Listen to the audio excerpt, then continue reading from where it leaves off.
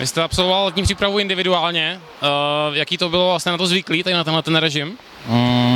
Popravde nie, lebo väčšinou som sa pripravoval s týmom vždycky, ale myslím, že to bola veľmi dobrá teraz nová skúsenosť a sa mi to páčilo a dúfam, že sa mi to podarí zopakovať aj v budúcnosti. Bol som dvakrát na ľade, len tak trošku pokorčulovať, keďže už aj v Bystrici máme ľad, ale nebolo to nič špeciálne, úplne bez výstroje, len tak ľahko.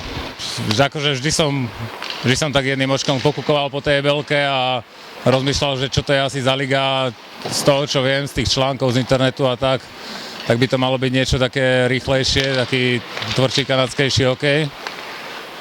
Tak som veľmi rád, že sa mi sem podarilo dostať a dúfam, že naplním očakávania. Je tady poměrně početná kolonie slovenských obránců. Je to něco, co vám může pomoct? Tak pre mňa je to fajn, že tu poznám chalanov, že som neprišiel do úplne nového prostredia a mám si tu s kým pokecať, kým sa spoznám s ostatnými chalanmi a kým sa tu trošku rozkúkam, takže som rád, že tu mám Slovákov a je to fajn.